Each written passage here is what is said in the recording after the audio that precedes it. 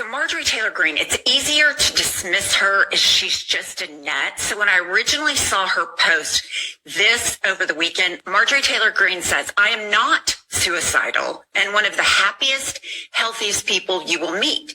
I have full faith in God, blah, blah.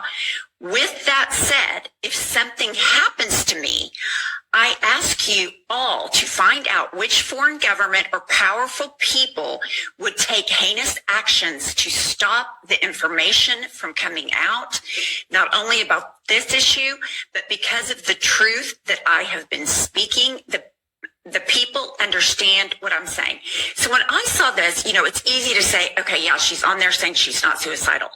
But then when you drill down on it, you realize Marjorie Taylor Greene has opposed sending money to Israel and continues to talk about, is this America first? We cannot continue to do this.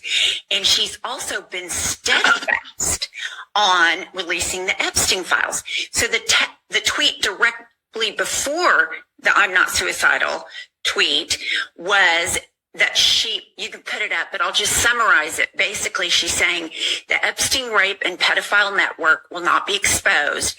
And she goes on to say she will not change her signature on the resolution to release these files.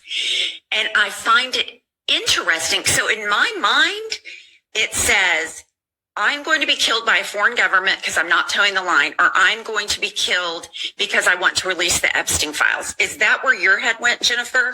Well, I don't think there's any question what she's referring to here is Israel.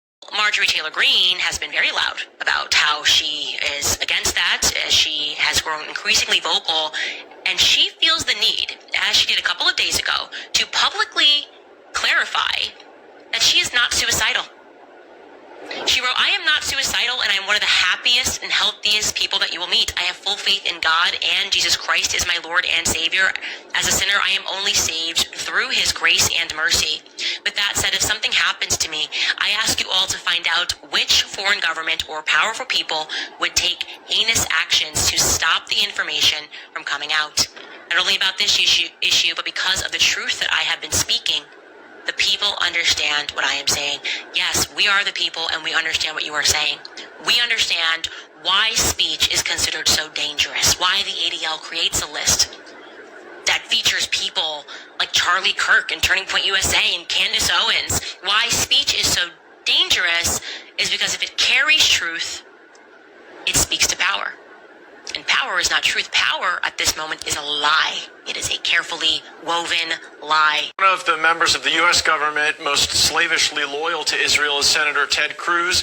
When you laid out positions like you've just laid out on the show, he called you crazy, which just strikes me as a way to avoid substantive discussion about what's going on.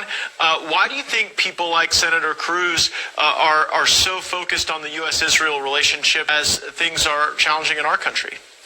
Hey, I wish I had $1 for every comment under his post that said, she never said Jews. Why would you say that?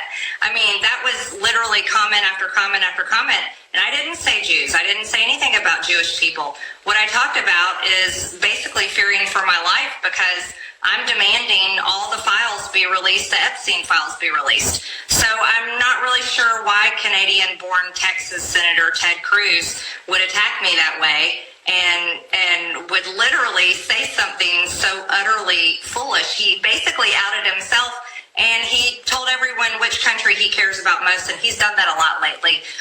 He's definitely expressed over and over again the country he loves the most. It's not Canada, the one he was born in. It's not the United States, the one that he serves as a senator, but it's definitely Israel.